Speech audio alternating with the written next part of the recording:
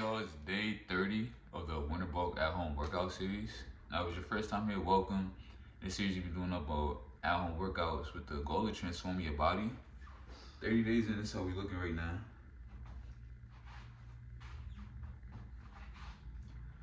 I'm feeling more full. I feel like I'm gaining lean muscle. I mean, I look back and see the videos to see like any growth. But yeah, y'all, this is how we looking. I feel great. Today's workout, we got sun salutation, six-pack part. It's a bunch of leg stuff, and it's gonna be a two-part video. So this first part, I'm gonna be working out. Second part, I'm gonna get on the court because it's been a little bit. The weather's finally a little nice, so if it's not too windy, I'm gonna record my court workout today. But yeah, y'all, about to just get started. Make sure to like, comment, subscribe for me if you want to see more content like this. And yeah, I mean, don't just watch this, like do it, you know. So follow along, it's a guided workout. Feel me, take what you like, but yeah, I'm about to just get started.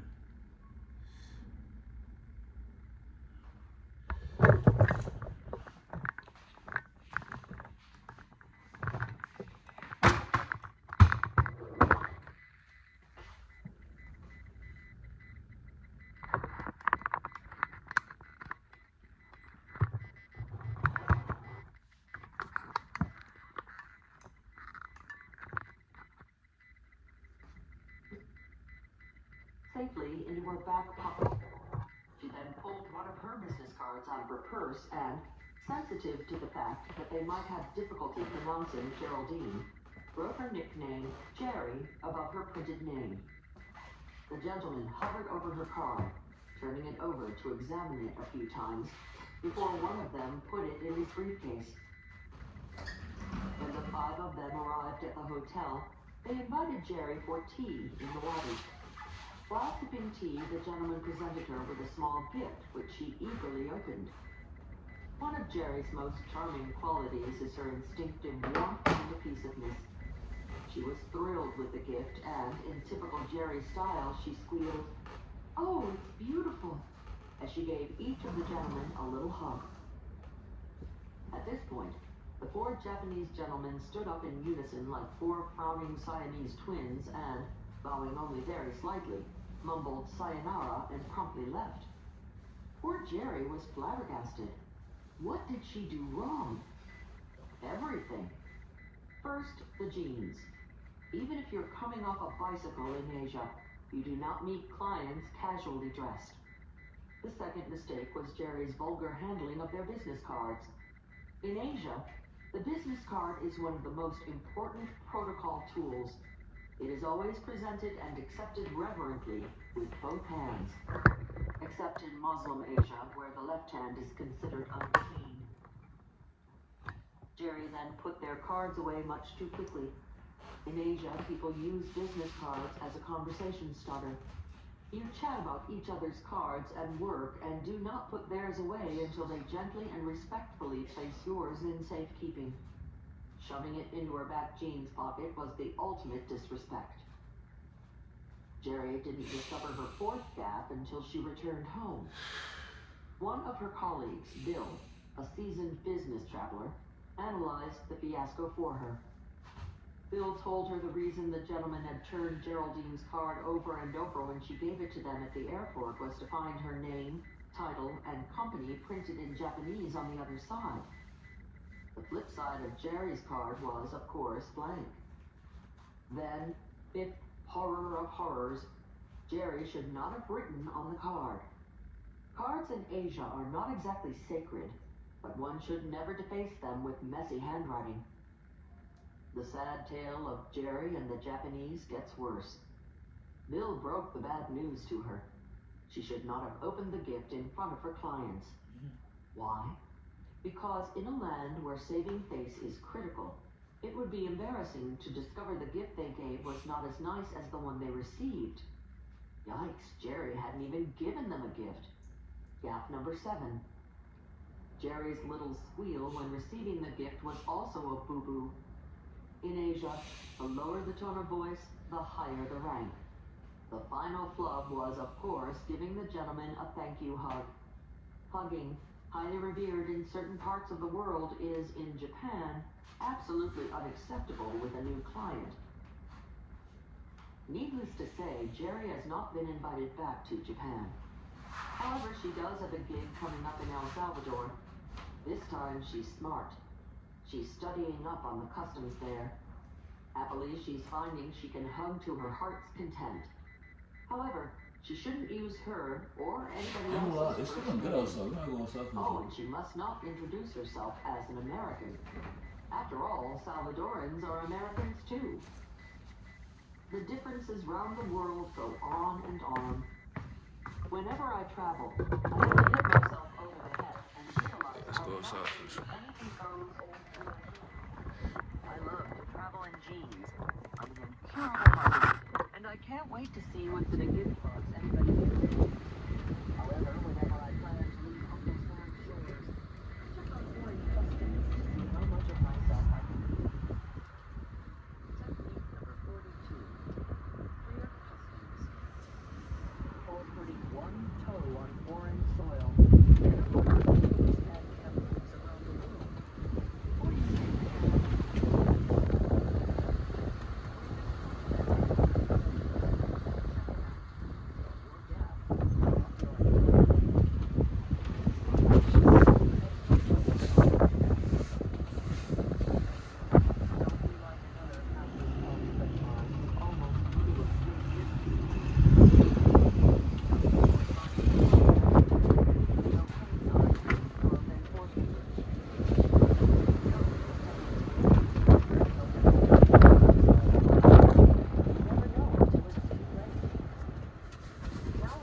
I mean, y'all see this one, but it actually feels pretty good.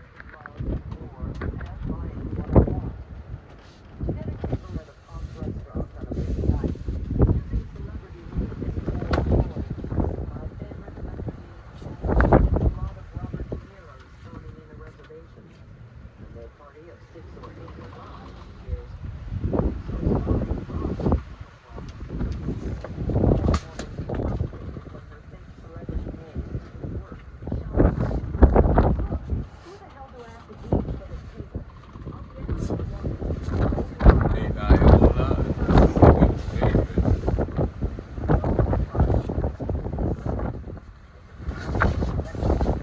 Hey, nah, but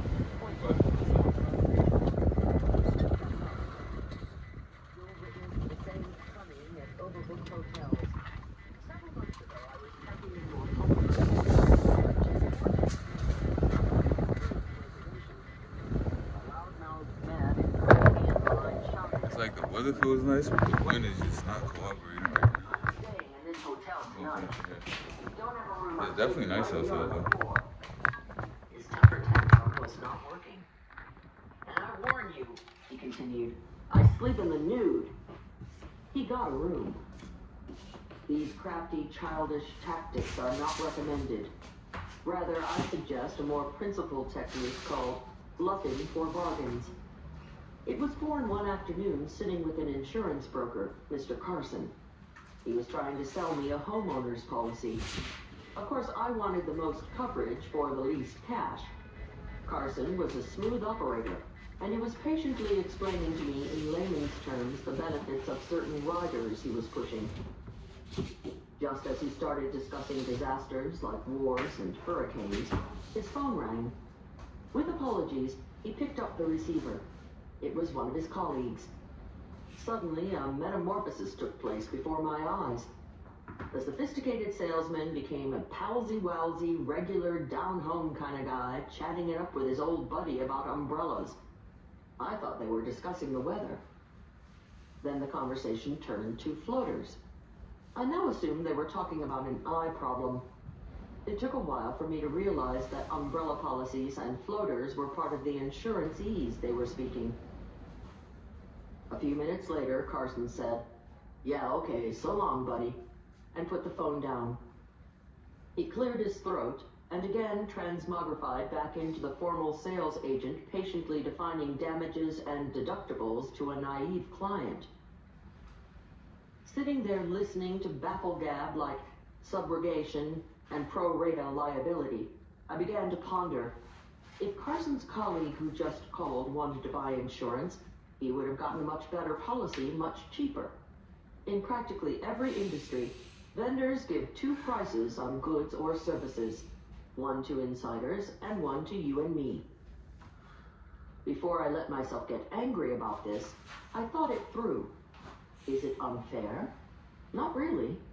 If the vendor doesn't have to spend time being salesman or psychologist answering the endless stream of novice questions, he can afford to give his best price. Carson wouldn't have had to take 20 minutes explaining to his colleague, as he did to me, why, if a tornado takes your house, it's considered an act of God. Therefore, you lose. When knowledgeable associates buy products, the vendor is happily reduced to nothing more than a purchasing agent. For very little work, he makes a small profit and is satisfied. A little bit of knowledge goes a long way when you're buying something. If you have insight into your real estate broker's bottom line, he's more apt to give you the better price. If you are facile with the insider words caterers and car salesmen use to pad their profits, if you're savvy to techniques moving companies and mechanics use to bilk the unsuspecting, if you are on the lookout for lawyers' methods of fattening fees, in short, if you know the ropes, you will not get ripped off. You don't need to know a lot, just a few insider terms. The pro assumes, since you are conversant in some esoteric industry terms, you also know the best deal and rock bottom price. No one put it better than my house painter, Iggy. Sure, he told me. You gotta know how to talk to a painter. Not me, but a lot of them other guys. They're gonna get whatever they can. It's only human nature. Especially if you're a woman and you deal with them smart, like I'm gonna tell you how. Their hair will stand on end. They'll say to themselves, "Hey, this is no babe in the woods. I better deal straight." "Okay, Iggy, how?" he said. "Tell them guys, look, the walls need very little prepping. You're not gonna have to spend much time scraping and spackling. It's a clean job." Iggy told me these few sentences alone can save you hundreds of dollars. Why? Right away the painter knows you know the score, and that the most time-consuming part for him is preparing the surface, prepping in painterese. Therefore, it's his biggest markup item. Then, Iggy continued, when you tell him there'll be no cutting in, painting two colors next to each other, your price goes down again. Be sure and tell him not to leave any holidays, unpainted or sparsely painted spots, and you get a more careful job. I'm only sorry I don't have an Iggy in every field to give me a crash course in how to deal. How to deal when there's no Iggy in your life. Here's how to get the best price and the best deal from anyone. Find your Iggy informer. If you have a friend in the business, get the lingo from him. If not, instead of going straight to the vendor you want to buy from, visit several others first. Talk with them. Learn a little lingo from each. For instance, suppose you want to buy a diamond. Instead of going right to your favorite jewelry shop and asking dumbbell diamond questions, go to the competition. Make friends with the sales clerk and pick up a few gems of diamond D's. You'll learn jewelers say stones, not diamonds. When you're talking about the top of the stone, they say table. The widest part is the girdle. The bottom is the cutlet. If the stone looks yellow, don't say yellow, say cape. If you see flaws, don't say flaws, say inclusions or glettes. If you still don't like the stone, don't say, "I'd like to see something better." Say, "finer." Don't ask me why, that's just the way the diamond crowd talks. Then, when you've got your lingo down, go to where you want to buy. Because you now speak diamond, you get a much better price. Soon you'll be asking furriers where the skins were dressed, moving companies for their ICC performance record, and lawyers the hourly rate of paralegals and associates. Welcome to Six Pack Promise. Today's workout will require the following pieces of equipment. A physio ball. Physio ball reverse crunches for 30 seconds. Begin in 5, 4, 3, 2, 1. Used in ancient Arab markets are alive and well in contemporary America for big ticket items. Your price is much lower when you know how to deal. Before every big purchase, find several vendors, a few to learn from and one to buy from. Armed with a few words of industry ease, you're ready to head for the store. 10 seconds left. Let us now delve deeper into the world of being an insider. This time we explore how to give your conversation partner the sense Physio ball skier crunch for 30 seconds. Begin in 5, 4, 3, 2, 1. Part 5. How to sound like your peas in a pod. Why, we're just alike. If you squint your eyes and look up carefully at a flight of birds, you'll see finches flying with finches, swallows soaring with swallows, and yellow birds winging it with yellow birds. The avian apartheid. 10 seconds left. You'll never see a barn swallow with a bank swallow, or even a yellow bird hanging out with a yellow finch. Somebody said it shorter. Birds of a feather. Physio ball rollouts for 60 seconds. Begin in 5, 4, 3, 2, 1. Capable of overcoming bias. Really smart human beings work together, play together, and break bread together. Does that mean their comfort level is high? Well, that depends on the human being. Physio ball rollouts for 60 seconds. Begin in 5, 4, 3, 2, 1. People are completely comfortable doing business or pleasure with you. It has been proven beyond a doubt. People are most receptive to those they feel have the same values in life. In one study, individuals were first given a personality and beliefs test. They were then paired off with a partner and told to go spend time together. Before meeting, half the couples were told that they were very similar in beliefs to their partner. The other half were told they were dissimilar. Neither statement was true.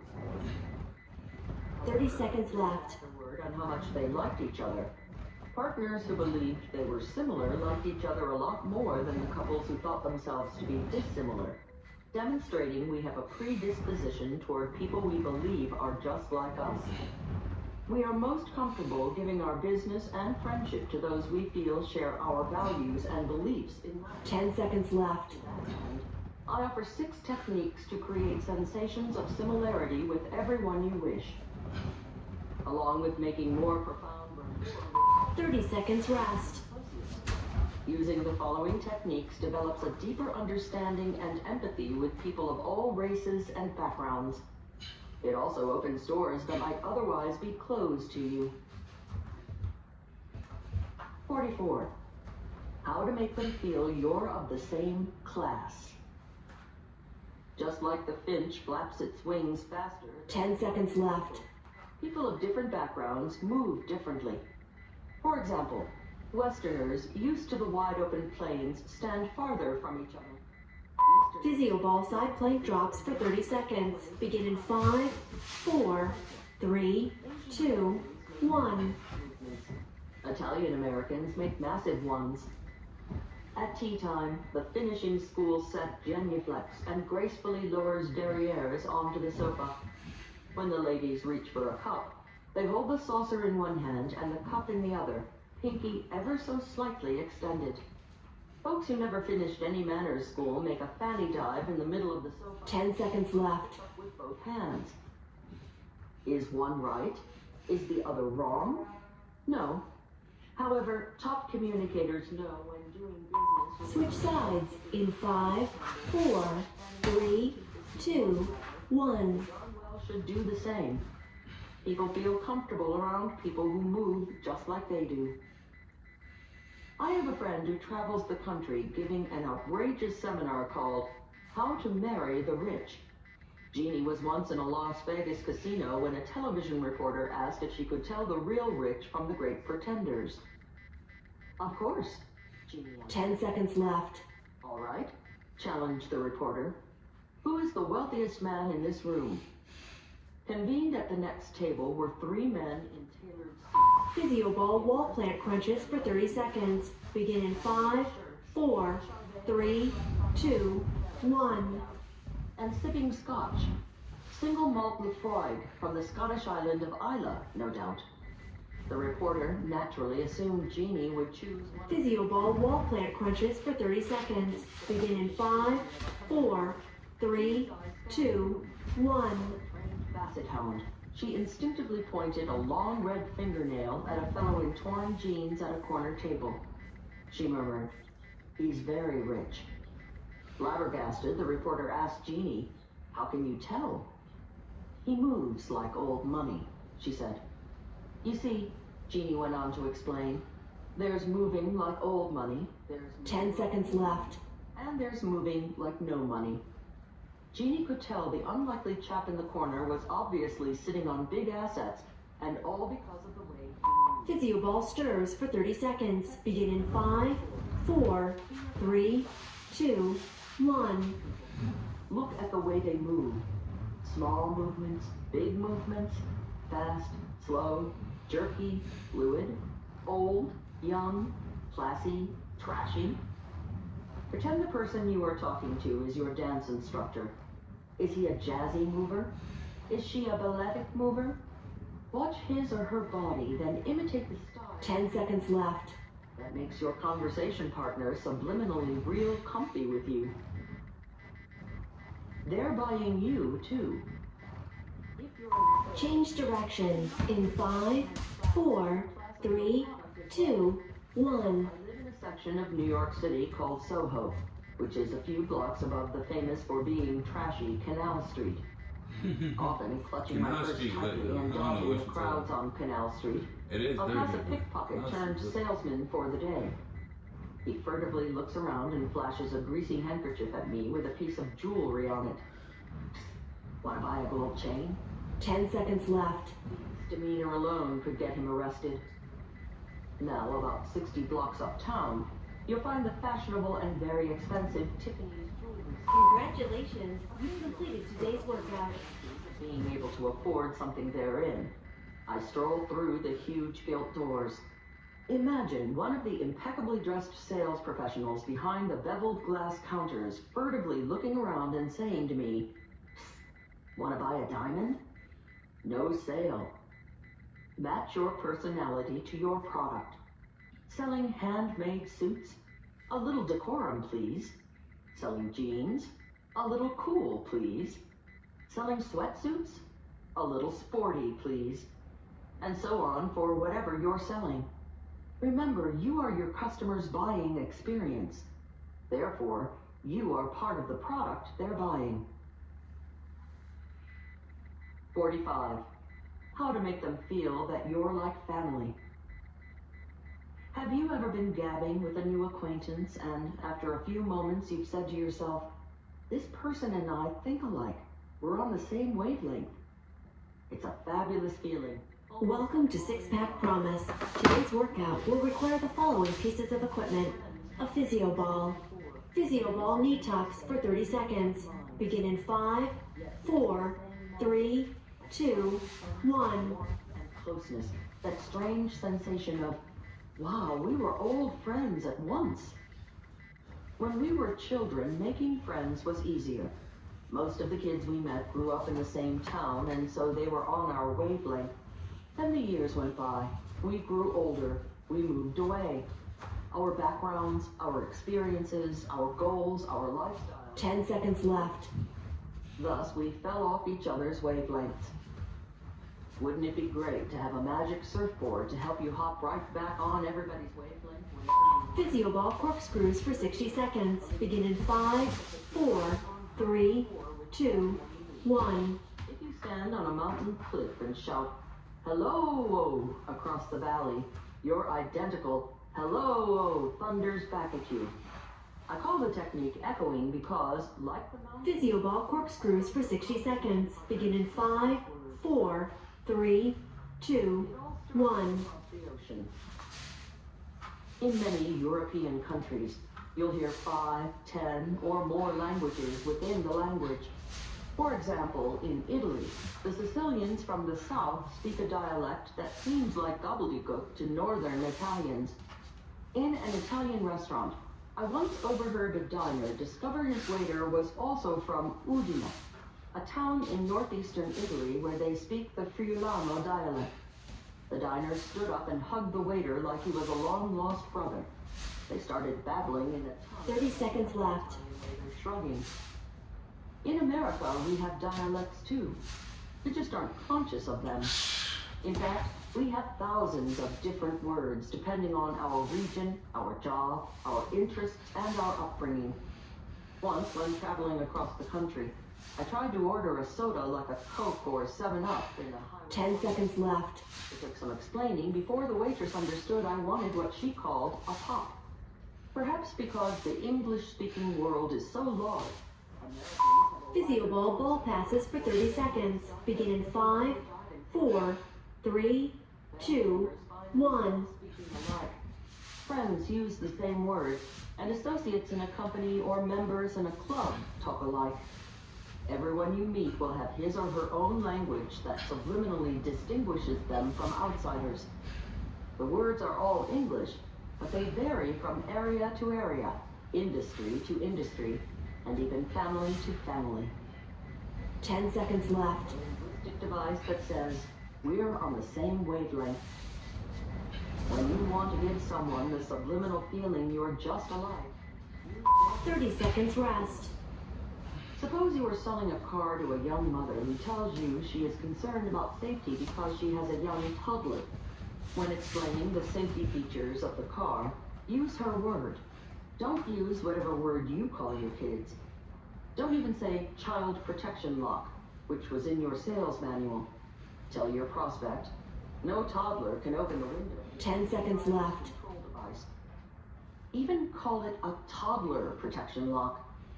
When mom hears toddler coming from your lips, she feels you are Physioball skier crunch for 60 seconds. Begin in 5, 4, 3, 2, 1.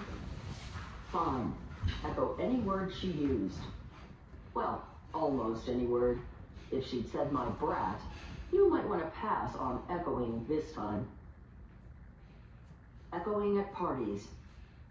Let's say you were at a party. It's a huge bash with many different types of people. You are first chatting with a lawyer who tells you her profession is often maligned. When it comes your turn to speak, say profession too. If you say job, it puts a subconscious barrier between you. 30 seconds left. Construction worker who starts talking about his job. Now you're in trouble if you say, well, in my profession, he'd think you were being hoity-toity. After the lawyer and the construction worker, you talk to several freelancers. First a model, then a professional speaker, finally a pop musician. 10 seconds left. These folks will use different words for their work. The model brags about her bookings. The professional speaker might say bookings, but he is more apt to Physioball levitation crunches for 60 seconds. Begin in 5, 4, 3, 2, 1. what they all call their work. Just keep your ears open and echo their word after they say it. Echoing goes beyond job names. For example, if you are chatting with a boat owner and you call his boat an it, he labels you a real landlubber. He reverently refers to his beloved boat, of course, as a she. If you listen carefully, you hear language subtleties you never dreamed existed. Would you believe using the wrong synonym for a seemingly uncomplicated word like have labels you as 30 seconds left. somebody else's world? For example, cat lovers purr about having cats, but horse people would say owning horses. And fish folk don't own fish. They talk about keeping fish. Hey, no big deal. But if you use the wrong word, your conversation partner will assume correctly 10 seconds left. you're in his or her hobbyland. The peril of not echoing. Sometimes you lose out by not echoing. PhysioBall stirs for 30 seconds. Begin in 5, 4, 3, 2, 1. Ski chalet she had just purchased. She was looking forward to inviting her friends up to her little chalet in the mountains. That's wonderful, said Phil, secretly hoping for an invitation. Where exactly is your cabin? Kerplunk. There went Phil's chances for an invitation to the lady's chalet. I couldn't resist. 10 seconds left. I whispered to my friend, Phil, why did you insult that woman by calling her chalet a cabin? Phil scratched his head and said, Change directions in 5, 4, 3, 2, 1. And I grew up loving the word, the associations, the joy of a cabin. In other words, the connotations of cabin. Well, fine, Phil. The word cabin may be beautiful to you, but obviously the skier preferred the word chalet. Professional echoing. In today's sales environment, customers expect 10 seconds left. problem solvers, not just vendors. They feel you don't grasp their industry's problems if you don't speak their language. I have a friend. Congratulations, you've completed today's workout. People in publishing, advertising, broadcasting, and a few lawyers are among her clients. Penny's sales manual says office furniture. However, she told me if she used the word office with all of her clients, they'd assume she knew nothing about their respective industries. She told me her client, the purchasing officer in advertising, talks about his advertising agency. Penny's publishing client says publishing house. The lawyers talk about furniture for their firm, and her radio clients use the word station instead of office. Hey, Penny says, it's their salt mine. They can call it whatever the heck they please. And, she added, if I want to make the sale, I'd better call it the same thing. Echoing is politically correct insurance. Here's a quiz. You're talking with a pharmacist and you ask her, how long have you worked at the drugstore? What's wrong with that question? Give up? It's the word drugstore. Pharmacists abhor the word because it conjures up many industry problems. They're used to hearing it from outsiders, but it's a tip-off that they are unaware of or insensitive to their professional problems. They prefer pharmacy. Recently, at a reception, I introduced one of my friends, Susan, as a daycare worker. Afterwards, Susan begged, Leo, please do not call me a daycare worker. We're child care workers. Whoops. Time and recent history quickly make certain terms archaic. A group's intense preference for one word is not arbitrary. Certain jobs, minorities, and special interest groups often have a history the public is not sensitive to. When that history has too much pain attached to it, people invent another word that doesn't have bitter connotations. I have a dear friend, Leslie, who is in a wheelchair. She says whenever anyone says the word handicapped, she cringes. Leslie says it makes her feel less than whole. We prefer you say person with a disability. She then gave a moving explanation. We people with disabilities are the same as every other able-bodied person. We say AB, she added. ABs go through life with all the same baggage we do. We just carry one extra piece, a disability. It's simple, it's effective. To show respect and make people feel close to you, echo their words. It makes you a more sensitive communicator and keeps you out of trouble every time. Technique number 45, echoing. Echoing is a simple linguistic technique that packs a powerful wallop. Listen to the speaker's arbitrary choice of nouns, verbs, prepositions, adjectives, and echo them back. Hearing their words come out of your mouth creates subliminal rapport. It makes them feel you share their values, their attitudes, their interests, their experiences. This audiobook has been broken into multiple parts to make the download faster. You have reached the end of a part, but not the end of the complete audiobook. So please check your library for the next part of this audiobook. Audible hopes you have enjoyed this program. And maybe even mispronounced it. Ouch. The world perceives people with rich vocabularies to be more creative, more intelligent. People with larger vocabularies get hired quicker, promoted faster, and listened to a whole lot more. So big winners use rich, full words, but they never sound inappropriate. The phrases slide gracefully off their tongues to enrich their conversation. The words fit. With the care that they choose their tie or their blouse, big players in life choose words to match their personalities and their points. The startling good news is that the difference between a respected vocabulary and a mundane one is only about 50 words. You don't need much to sound like a big winner. A mere few dozen wonderful words will give everyone the impression that you have an original and creative mind. Acquiring this super vocabulary is easy. You needn't pore over vocabulary books or listen to tapes of pompous pontificators with impossible British accents. You don't need to learn $2 words that your grandmother, if she heard, would wash out of your mouth with soap. All you need to do is think of a few tired, overworked words you use every day. Words like smart, nice, pretty, or good. Then grab a thesaurus or book of synonyms off the shelf. Look up that common word even you are bored hearing yourself utter every day. Examine your long list of alternatives. For example, if you turn to the word smart, you'll find dozens of synonyms. Some words are colorful and rich, like ingenious, resourceful, adroit, shrewd, and many more. Run down the list and say each out loud. Which ones fit your personality? Which ones seem right for you? Try each on like a suit of clothes to see which feel comfortable. Choose a few favorites and practice saying them aloud until they become a natural staple of your vocabulary. The next time you want to compliment someone, say on being smart, you'll be purring, "Oh, that's so clever of you. My, how resourceful. That was ingenious."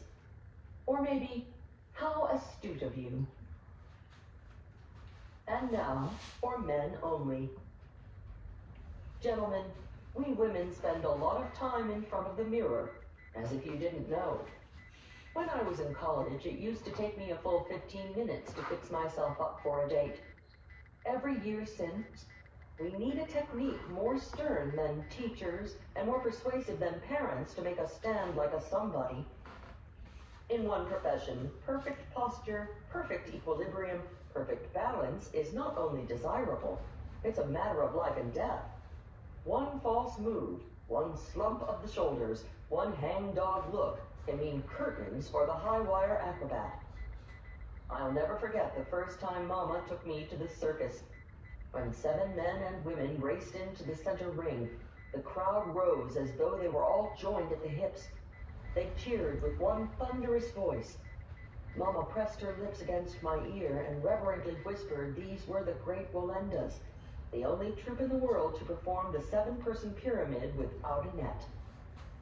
In an instant, the crowd became hushed. Not a cough or soda slurp was heard in the big top as Carl and Herman Wallenda shouted cues in German to their trusting relatives. The family meticulously and majestically ascended into the position of a human pyramid. They then balanced precariously on a thin wire hundreds of feet above the hard dirt, with no net between them and sudden death. The vision was unforgettable. To me, equally unforgettable was the beauty and grace of the 7 Wallendas racing into the center of the big top to take their bows.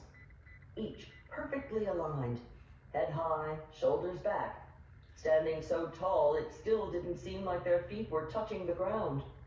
Every muscle in their bodies defined pride, success, and their joy of being alive. Still. Here is a visualization technique to get your body looking like a winner who is in the habit of feeling that pride, success, and joy of being alive. Your posture is your biggest success barometer. Imagine you are a world-renowned acrobat, master of the Iron Jaw Act, waiting in the wings of the Ringling Brothers and Barnum and Bailey Circus. Soon you will dart into the center ring to captivate the crowd with the precision and balance of your body. Before walking through any door, the door to your office, a party, a meeting, even your kitchen, picture a leather bit hanging by a cable from the frame. It is swinging just an inch higher than your head. As you pass through the door, throw your head back and chomp on the imaginary dental grip that first pulls your cheeks back into a smile and then lifts you up. As you ascend high above the gasping crowd, your body is stretched into perfect alignment. Head high, shoulders back, torso out of hips, feet weightless. At the zenith of the tent, you spin like a graceful top to the amazement and admiration of the crowd craning their necks to watch you. Now you look like a somebody. One day, to test hang by your teeth, I decided to count how many times I walked through a doorway. 60 times, even at home. You calculate. Twice out your front door, twice in, 6 times to the bathroom, 8 times to the kitchen, and through countless doors at your office. It adds up. Visualize anything 60 times a day and it becomes a habit. Habitual good posture is the first mark of a big winner. You are now ready to float into the room to captivate the crowd or close the sale, or maybe just settle for looking like the most important somebody in the room. You now have all the basics Bob the artist needs to portray you as a big winner. Like he said, great posture, a heads-up look, a confident smile, and a direct gaze. The ideal image for somebody who's a somebody. Technique number 4. Hang by your teeth. Visualize a circus iron jaw bit hanging from the frame of every door you walk through. Take a bite, and with it firmly between your teeth, let it swoop you to the peak of the big top. When you hang by your teeth, every muscle is stretched into perfect posture position. Now let's put the whole act into motion. It's time to turn your attention outward to your conversation partner. Use the next 2 techniques to make him or her feel like a million. 5. How to win their heart by responding to their inner infant. Remember the old joke? The comic comes on stage and the first words out of his mouth are, "Well, how do you like me so far?" The audience always cracks up. Why? Because we all silently ask that question. Whenever we meet someone, we know, consciously or subconsciously, how they're reacting to us. Do they look at us? Do they smile? Do they lean toward us? Do they somehow recognize how wonderful and special we are? We like those people. They have good taste. Or do they turn away, obviously unimpressed by our magnificence? The cretins! 2 people getting to know each other are like little puppies sniffing each other out. We don't have tails that wag or hair that bristles, but we do have eyes that narrow or widen, and hands that flash knuckles or subconsciously soften in the palms up, I submit position. We have dozens of other involuntary reactions that take place in the first few moments of togetherness. Attorneys conducting voir dire are exquisitely aware of this. They pay close attention to your instinctive body reactions. They watch to see how fully you are facing them, and just how far forward or back you're leaning while answering their questions. They check out your hands. Are they softly open, palms up, signifying acceptance of the ideas they're expressing? Or are you making a slight fist, knuckles out, signaling rejection? They scrutinize your face for the split seconds you break eye contact when discussing relevant subjects, like your feelings on big awards for damages or the death penalty. Sometimes attorneys bring along a legal assistant whose sole job is to sit on the sidelines and take precise note of your every fidget.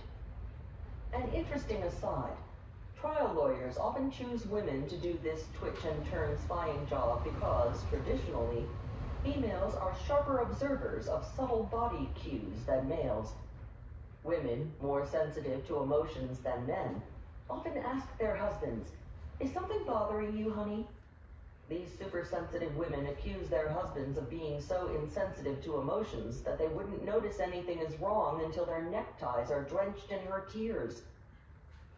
The attorney and the assistant then review your score on the dozens of subconscious signals you flash. Depending on their tally, if two people have something in common, when the shared interest comes up, they jump on it naturally. For example, if someone mentions playing squash, bird watching, or stamp collecting, and the listener shares that passion, he or she pipes up, "Oh, you're a squasher, or birder, or philatelist, too." Here's the trick. There's no need to be here. Hey guys, Dave Hathaway Property Management. Excited, it's the last day over at East Eager. They've done the final clean, we've already had final pictures done, and excited to reveal the numbers for you so you can see how much you make when you are investing in rental properties in Baltimore. So I'll have the magic editor in the background, put up our projected and what we are actually getting, and I'll just go over the numbers real quick so you understand what they are. But our projected one was a 93,000 purchase price, a 30. Hey guys, Dave Hathaway Property Management. I want to do a series going from start purchase offer to through renovation into lease up. If you're interested in renovations, if you're interested in just seeing why we do what we do or why we purchase what we purchase and the numbers behind them in an open, transparent video where you can see the good, the bad, the ugly of real estate investing. So welcome, thanks for joining. I want to talk a little bit about the project just to begin with so you can start to see some of the numbers. Number one is you always want to make sure you are in a location that you are comfortable with, that you like. I have so many emails and MLS searches that I look through on a daily, on an every other day basis. If you do not like the address and you do not like the area, just don't even look at it. It's a waste of time. So this came up back in November 2021. It came up, I think they listed it for 79,000, and we put an offer, I want to say at 83 or 85,000. We did not get it. It went to somebody else. It looks like the property went on and off the market for a while for some reason, and there were some major issues, so maybe people just didn't know the issues that were going on, but it went on and off the market. I noticed that it came back on the market at the start of December 2022, almost a year later from when we originally put an offer on. They never reached back out to me to close on it again. You know, it's definitely a good thing to follow up on properties that you're really interested in. But it came back on the market, and that's, you know, where we started and said, hey, I want this property. I saw it before. I like the location. So number one is I like the location. I have a few properties that are a block, 2 blocks, 3 blocks away from this property. So I know what they rent for. I'm familiar with the area. I like the area. That gives me a comfort level to put an offer on a property. So if you're like the location, you're comfortable with it, your next step is going to be putting an offer on a property, your next step is going to be due diligence. It's not putting an offer on a property. So due diligence usually just starts with looking at the pictures on the internet and say, hey, is this something I'm interested in for this particular property? I could see the pictures. It looked like it had been renovated at some point. It was definitely pretty beat up from a tenant, but it had been, you know, there had been new electrical put in, and it was drywall, and it looked like it had new PVC pipes, and I could tell this through most of the pictures, nothing that wasn't going to need a full gut, meaning tearing out all the drywall and going all down the studs. Next thing you want to do, if you're comfortable with the pictures and you say, hey, I think this could be a property that works, I like the location, I've done kind of just a little bit of due diligence on it, is you want to do some sort of napkin math to say, hey, does this make sense? Should I go check it out or have an agent check it out? So after that, I did some napkin math. I said, hey, it's listed for 95,000. If I put in 20, and usually I can tell kind of how much it's going to cost. If I put in 20, 25,000, 30,000, is is that something that's still going to make sense? Are those numbers going to make sense? Knowing that we can rent the property out for between 15 and 1700, probably right around 1600. So we'd be all in somewhere around, 115, 120, 125, and be renting the property out for 1600. A mortgage, if you look at all your expenses, the mortgage would be somewhere around $1,000, $1,050 on the property, and so there's a spread of about $500. I personally like a spread of $500 per property or per unit. Can't always get that, but that's kind of where I'm super comfortable with. Our company in general does safe, affordable, quality housing. That's what we look for. This fits into that niche very well. So after you've looked at the pictures and said, hey, I think I want to move on to the next step, I think I want to put an offer on the property, either go and walk the property with an agent, you send an agent over the property, you send a home inspector over the property. In this instance, I do most of our property walkthroughs. I reached out to an agent and had them do the property walkthrough because I wasn't available and time was of the essence, so I had to do it quick. Had the agent go over there, did a little video walkthrough of the property. He noticed a few things, not all of them, that I found a couple weeks later when I walked through the property, but did pick out a few things. And so from that point, I said, hey, I redid my numbers, and I'll put a link down in the description to how I analyze a deal with our spreadsheet that I made that makes it super easy, and how I came up with about $1,000 in mortgage and about $1,600 in rent, and we just crunched a bunch of numbers. So did the numbers one more time, figured a good offer would be $95,000 with, I think I put $3,000 as a credit to the seller because there was some rotting wood that I knew we were gonna have to deal with, and I didn't think somebody in this market would offer them full price. They accepted.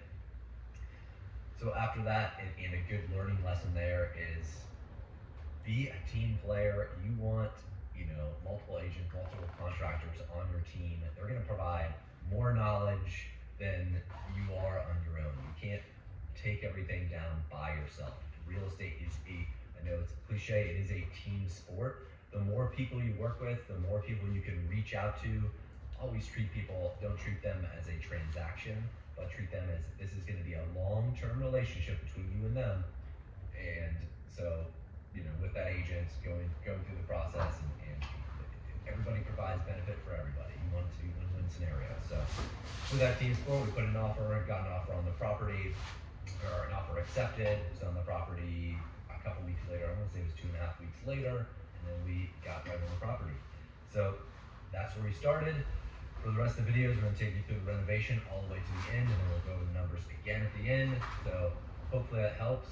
What would help me, if you guys like this type of video, if you can subscribe to it, you can comment on what you want to know about the video, if you have questions about the renovation on the stuff that I'm talking about, please ask. If I don't know, hopefully I can reach out to somebody on my team that does know. And last, enjoy. So this is a video to share so you can go through the process of what a real estate investor does. So hopefully you can have the courage to maybe do this or not, but hopefully you can join in the journey as we go. So see you guys.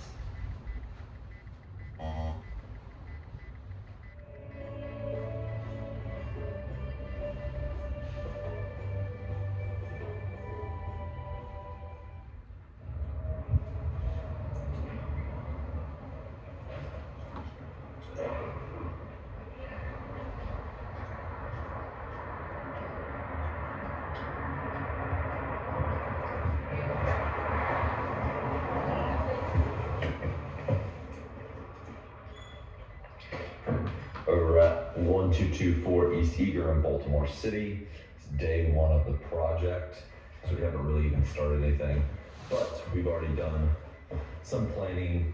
First things you want to check: electrical box, utilities, and just develop a plan and workflow of how you are going to get your project to the finish line. So we've got a decent amount of stuff going on over here, including, see a big gap right here. So that is actually a rotted joist that we're gonna have to sop the floor and place all the subfloor. But we're just gonna go through, kind of give you an overview. This property's in decent shape. the panels back there. We got low ceilings in the basement. But the basement's actually in pretty good shape. Got a furnace that people cut out. Refrigerant lines down there.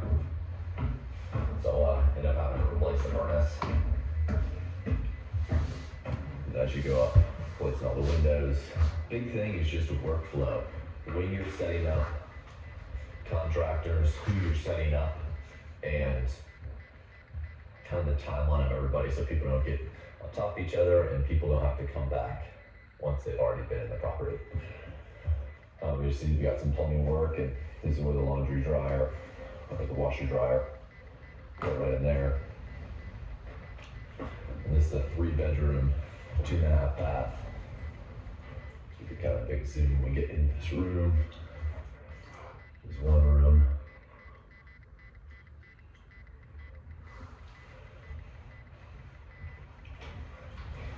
But right off the bat, we're gonna end up doing demo, ripping out the carpets, ripping out anything that we need to actually remove. To start doing demo here.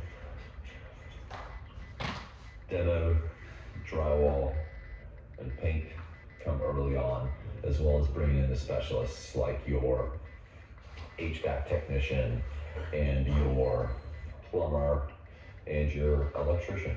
See what's going on.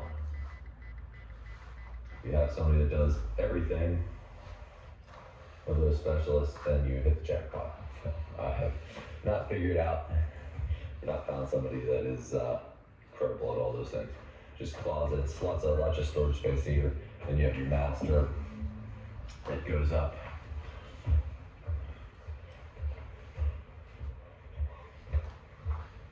Into here. You can see that it shows this gorgeous golden, looks like maybe a Washington Commanders gold. You just paint a burgundy and you're good to go, right? Slap it on. The guys will do a 2-tone paint so the ceilings will look higher because I just did the same paint everywhere, which is easiest, but also doesn't look that great, and it makes the ceilings feel lower. So you can see it's like a vaulted ceiling, a lower vaulted ceiling, because these are unique townhouses in Baltimore, but we'll do bright white here and we'll do a lighter tan right there. And we actually paint these doors gray so you see what they look like at the end, just for longevity of rental properties. So I hope you enjoyed that walkthrough, and I'll update you as the project moves on.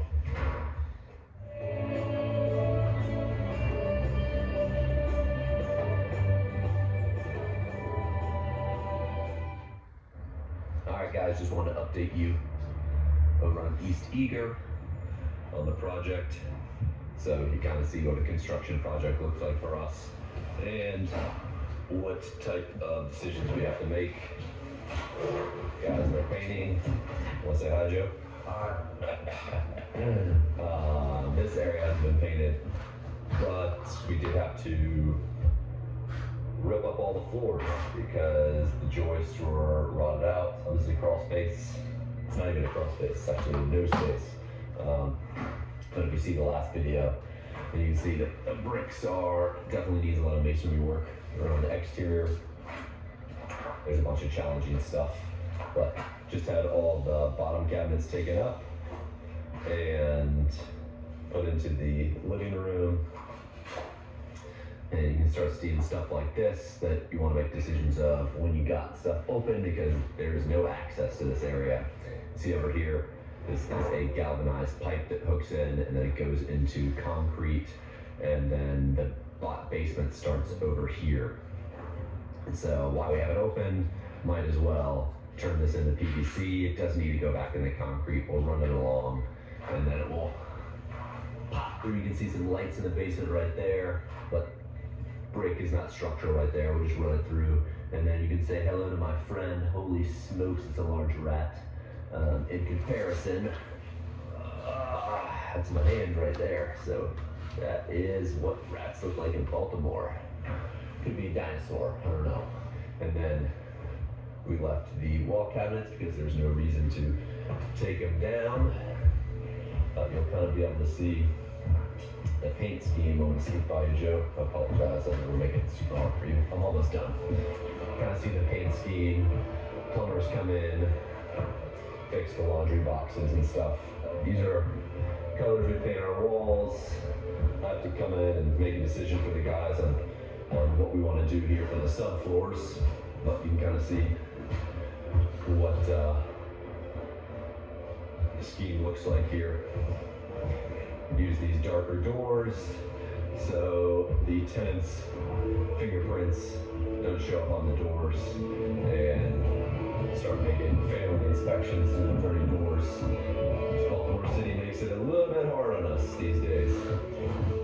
But we're also going to, because these are older townhouses and the subfloors sometimes have slight slopes to them and whatnot, we're going to take up just these subfloors right here. Make sure it's nice and level. Make it much easier to install flooring. You can see up here, but also planning way ahead. And we've got outlets down here. We have the electrician moving up to the wall here, so the floor can go directly against the wall. We don't have any issues, but that's what the place looks like when it has white ceilings and it's two-tone. So hopefully that gives you kind of a look at what we're doing on the project, and I'll just keep you updated. See you guys.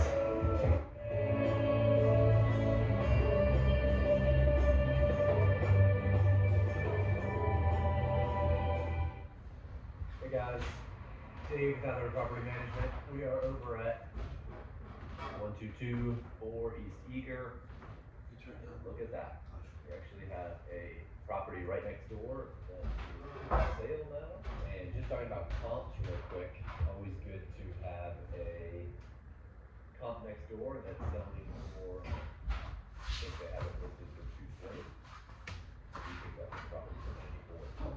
So it's coming in for 90 something. So it looks like we got, so we're just doing a quick update. They painted the walls, they primed them, so that's why you see they're white. We did some just mudding, get rid of imperfections. We're still working on this. We had plumber over today, and I'll put down in the description what we actually, what trades we bring in and when. So that should help you if you have a project, when you should bring a trade in, first, second, third. We ended up having to run this condenser line. HVAC tech decided to run it out to the HVAC unit that was put outside instead of running it what was ran before, which is all the way up and around with this main power line. They came there before we dropped it. Well, figured it was easier just to run it out. Usually they last a really long time, but they're not disturbed and they're not hit. Came to the door, stepped on. There's the refrigerant line out to the AC unit. So we got that. Block will be going in today, and plumber will be cutting this out today and running it straight over and pinning it right down there where the basement starts. Since we don't have access to this after we put the river in, it's done. What else?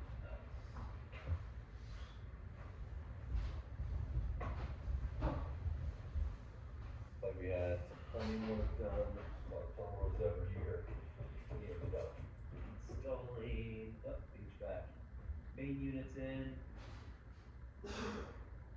That is the heat electric furnace.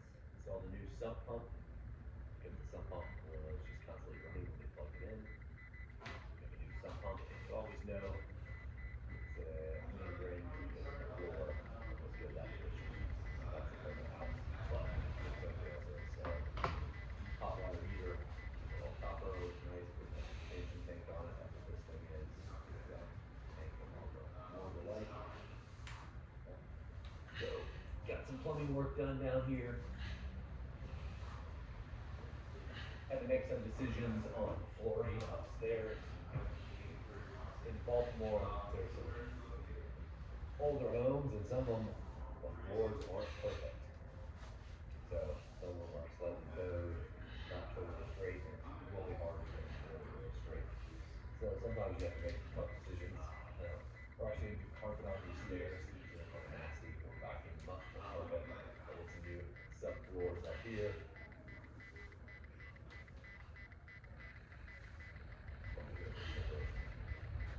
These floors are kind of bowed a little bit. No water lines, so don't worry about rotting wood or anything. They're just old,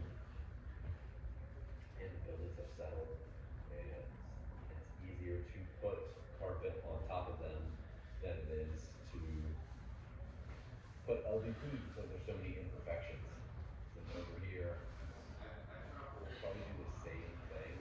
We put some like old linoleum tile back in the day. And usually in these old places they have like a couple layers of wood. They put this thin piece of wood on top like the lawn to try to flatten everything out. We're not going to put another piece of wood on top of two pieces of wood. So we'll probably do carpet in here, carpet in front room, LVP in here, carpet up these stairs, and then we'll do LVP in this room, but these floors look great up on top.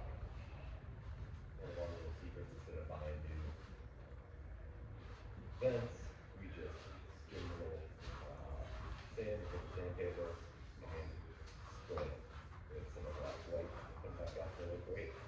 So that's an update. Hopefully next time we'll be here, we'll be fully painted out. Floors will be in. I'll come back to you with another update. See you guys.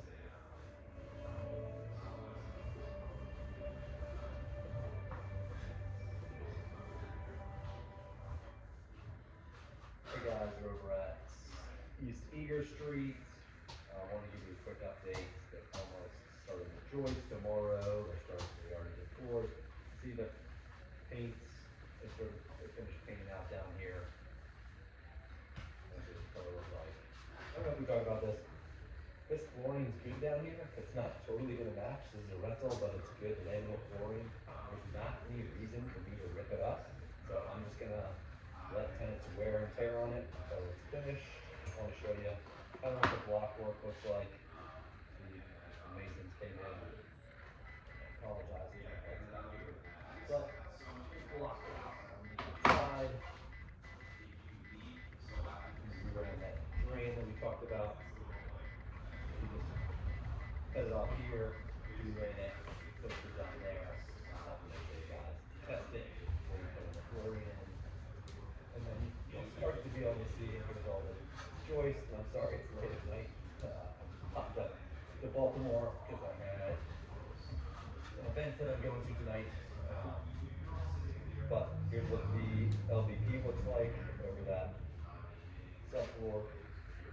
We also have the electricians come in. Didn't start.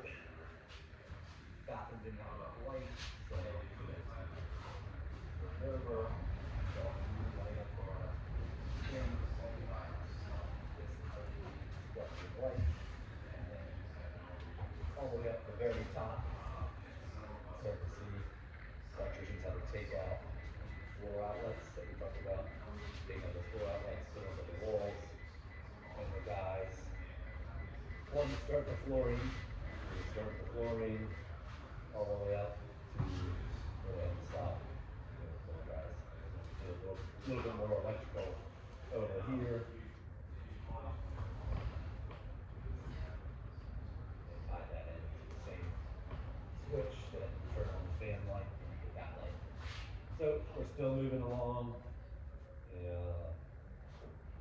I'll probably give you an update next week in about 4 days. Hopefully most of the stuff will be done other than carpet. And go from there. See you guys.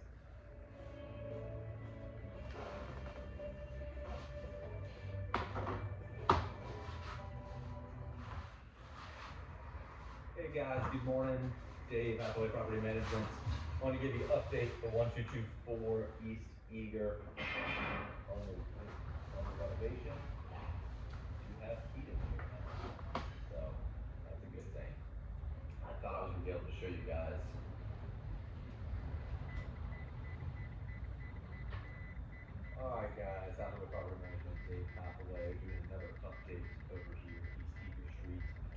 close to finishing up, getting close to punch out list.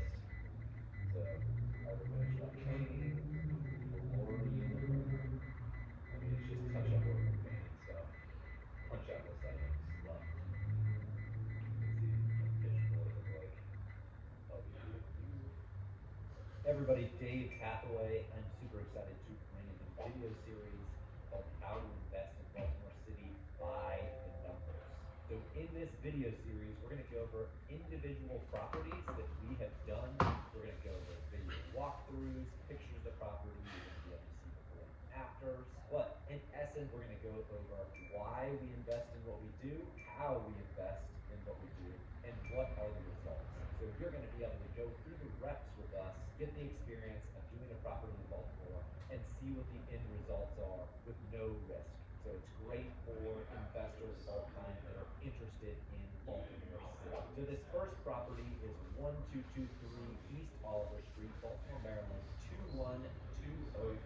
And how we found this property is a wholesaler gave me a call. We had purchased properties through her before, maybe one or two, and she knew these were the type of properties that we like. And so she said, hey, I have a property over here at Oliver Street. I think they want somewhere around $80,000 or $90,000. Would you be interested? And I ended up saying, yes, go ahead, send me over the address. Let me take a look at it. Send me over any pictures you got. I'm interested in that area. So that's how it started. What I liked about the property was that it was built in 1985, so it was newer construction and not super old like a lot of properties in Baltimore. That means it had no lead paint. The proximity to downtown is great, and it had off-street parking in the rear of the building. It was a 4-bedroom, 2-bathroom, about 1,400 square feet with a great layout. I mean, 4 bedrooms upstairs, and it had a full bath on the second level and the third level, and then it had a laundry room on the second level in the middle of the property. That's always a layout that I really, really like. But as you can see through the video walkthrough, it's pretty nasty. So you have to have a vision. But with all those benefits there that we talked about, I said, this is a pretty good property. So we decided to go back, do some analysis on it, and I'll throw up our analyzer here. But in the analysis, and I'm looking at it right now, I thought that we could get about $1,725 in monthly rent. I thought if we got the property for what the wholesaler was asking for, $85,000, that the rehab would cost approximately $30K. Yearly taxes were $1,086. I threw in insurance as $80 a month, and you can see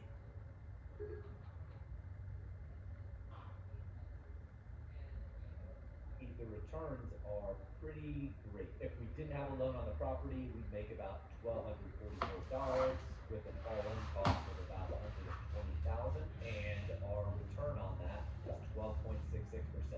That's good in any metric. If we actually didn't have a loan or levered the property, you can see that our return is 28.55% or $700 a month. So this would be a home run in this case. I love the cash flows here. But you can see it needs a decent amount of work. But those were our initial assessments. Thought the property market value was about 160 fixed up. So we still have a decent amount of equity. You see the spread there on the bottom right of 42,000. So after we did all that, we said, hey, property looks great. We want to move forward. We got an accepted offer, $85,000. We moved forward in closing. We purchased this one all cash, so I didn't have to worry about holding costs. For the rehab, as before, and we have a bunch of videos on this, but I estimated this rehab at about $30,000. This is a 1,400 square foot property, and it is a medium rehab, as you can see. So what do we do with this rehab? You've started to see the initial walk through this property, and it is pretty nasty. There is junk all over the place. The kitchens need to be redone. But we did about everything on the interior. We did all the bathrooms. We did nice tile, new vanities, new light fixtures, new framed mirrors. We did new kitchen cabinets. We did new granite countertops. We put hardware on the cabinets. We also replaced all the appliances with nice new stainless steel appliances. We put all new windows in this property, so they'll last us at least 15 years. We did floors throughout. We did LVP floors on the main level, on each of the bedrooms, and we did LVP in the bathroom, and that's luxury vinyl plank. And up the stairs, we actually used fence in the backyard because the fence was falling over and messed up. We did new central air conditioning unit. It already had central air, so we just had to put a new indoor and outdoor HVAC unit. What did we keep? As I told you, it was kind of a big rehab. There wasn't a ton to keep, but we did keep a lot of the interior doors were still in good shape. We kept most of the drywall was actually in okay shape. We cut out what we needed to cut out, patched what we needed to patch, but the majority of drywall is actually in okay shape. We kept most of the closets. I was gonna replace them, but they were in good shape. It seemed to be just a cost that was necessary. We just painted all the doors and the closets gray, and they look great. And we kept the roof. The roof on this one, which most roofs in Baltimore are flat roofs, this one is not. So this one is an asphalt shingle, and it has a pitch. They are much better and have longer lives, but we didn't have to replace the roof, so that was great. So let's take a look at the final numbers. So we were able to rent it out for $1,900. Our all-in cost was $123,000 to 85 sales price, and our rehab was a little bit higher than we expected. It ended up being $35,000, and the yearly taxes actually went up from what we anticipated. They went up to $1,307, but overall we did really well. You can see the cash on cash return is 13.36% after it's all rented out. So we actually did better than what we thought we were gonna do because we got a higher rent at $1,900 a month, and we actually did get a loan on this property, and you can see the interest rate for the loan was definitely higher than what we anticipated. We anticipated a 6.5% interest rate. It ended up being 7.59%. Pretty high here. But if you look down below, you see the cash on cash return is 28%, and we'll take that all day, every day. And if we talk about what that loan was, so we ended up refinancing with a DSCR loan, a debt service coverage ratio loan. This property appraised for $160,000. We got a 65% loan to value, meaning we were able to pull back out $104,000 from our $123,000 all-in cost. So technically, we're only into the property for $19,000 into the property. Our monthly mortgage payment is $899 a month. That includes insurance, and it also includes property taxes. So those are basically all our expenses. We self-manage the property, and it is rented out for $1,900 a month. So we have a cash flow of around $600 a month, and that's with the tenant paying the building off or the property off. So this one is a great one. So guys, those are the final numbers and why we love this property and why it's gonna be a great rental property for years to come. At the end of this video, we're actually gonna do the final walkthrough so you can see what the property looked like at the very end after it was all renovated. I know you saw the initial walkthrough, and then you saw us renovating the property, but this is the full Monty, the end of the renovation. This is what the tenant walked into, and this is what you can expect in Baltimore City. Guys, if you like that video, I'd love for you to subscribe to the channel, give the video a thumbs up, hit the bell notifications. You can be notified when we put out our 4 to 5 videos a week, and so we can help you along on your journey to purchase your first, your second, or your 10th rental property, whether it's in Baltimore City or somewhere else. We want you to succeed. I'll see you on the next episode. See you guys.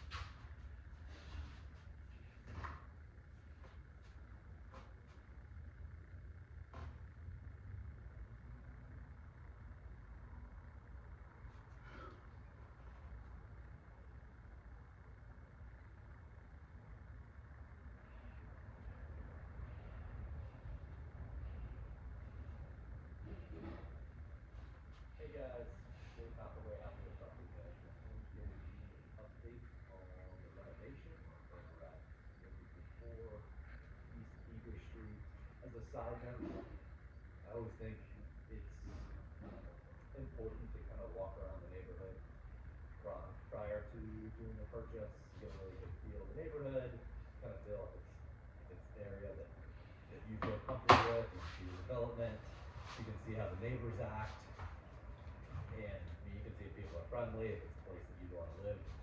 So that's a main thoroughfare down there. This is North Central Avenue. I always like to purchase properties that are close to main thoroughfares or in proximity to good stuff that's going on in the area that I'm investing in. But we'll walk over the project. The thing that I don't hear people talk about too often that I thought was important since we're getting close to the end of the project is, so you've done your due diligence, you got your loan, you purchased the property, you're almost done with the renovation, getting close to final pictures and lease up. Hopefully my hand's not coming together. So what challenges might come up? And with walking the property, one of the hardest things to do is get your project to the finish line. What does that mean? That means your final punch out. You think you're almost done. Sometimes your contractor says, hey, everything's finished, or if you have a great project manager or a great general contractor, what you around for the property, and that can help out in this phase. But getting the project to the finish line at the end of construction is extremely challenging. It takes, I don't know, a delicate skill set and a thick skin. So we're just going to go through what happens on a punch out list, what you kind of look for, and how to make it more successful to you. So I set these boards back up because I didn't have blinds for everything. Even though that's in the back of the house and that was important, as most people don't see it. When I'm going through to do punch out list, there's a few things that you can do. You can see right here, instead of painting these risers white, I have guys paint them black because people's shoe hits them. So you get scuff marks, repaint them. But we haven't done final cleaning. This is one of the last steps. You go back, you see what's going on. It's always good to open up drains, make sure your hot water's running, make sure it's not scalding hot, because you can adjust that on the water heater. And then it's also good to come underneath and with that water running, let it run for a while. Some inspectors like to put the stopper, push it all the way in, fill the sink all the way up and let it drain. Gives it the max amount of pressure to see if it's gonna come out here. Usually it comes out any of these portions, one here, here, here. You'll see it dripping, down here. So the other thing you can do is just set a big paper towel here on the bottom. Sorry, this looks a little nasty down here. We haven't done final cleaning. But in doing that for every single drain, flushing every single toilet. So water's looking hot, so that's good. Making sure you can turn your shut-off valves off and on. Flushing your toilet, seeing if there's any water that comes out here, and we need to do a bunch of recalking. But I go around, water is a big thing because that's going to create mold and create damage.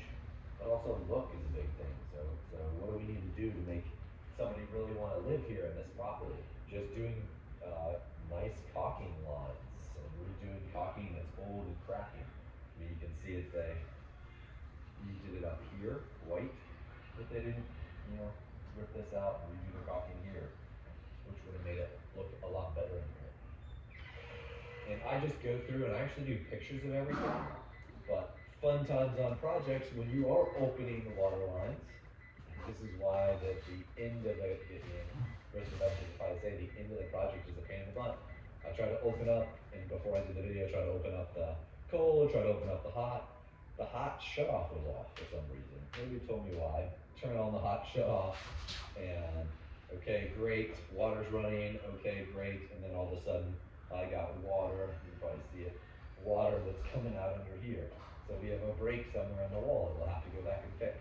Pain in the butt, should have been fixed earlier, yes, but as long as we catch it now, because those floors are sloping and we redid the joist in there, and our floors are slightly lower, maybe that had a bunch of extra subflooring on there, the everything's setting a little bit lower. So I mean, granted, guys, match this granite countertop because it's still in great shape. There's no reason to just throw it out. And just put a 4-inch black backsplash that matches this and goes all the way across. Testing out other appliances. So just going through and testing out this appliance, decided we needed to have a new stove because this one actually doesn't work. It turns on and does some weird like stuff. But testing out everything, every one of these, the lights come on, then this flashes on, but nothing comes up here. Testing out all your burners, making sure your microwave works. These are things that are tenant retention things. You don't want to have a new tenant coming into your property and the first thing they have is a bunch of issues. The stove doesn't work, microwave doesn't work, they got a leak under here. And these are things that you can catch on your final punch out list. Huge pain in the butt. A lot of times you're like, man, the contractor should have caught these. But you have somebody that goes through at the end, whether it's your leasing agent or somebody to go through and make sure that they look for these items and they run the water. Another big thing that I don't think we've talked about, if you ever have any water issues, you don't necessarily always need to go for the most complete waterproofing. Most water issues are due to gutters and downspouts. So you always want to start with trying to correct the issues that cost you the least amount of money and then build up to the most expensive water. Alright, so that's part one. Or sump pumps. Yeah, if this wind doesn't get too crazy, y'all gonna see me at the court. If not, till tomorrow. But keep it up, y'all. 30 days in. Shit's great.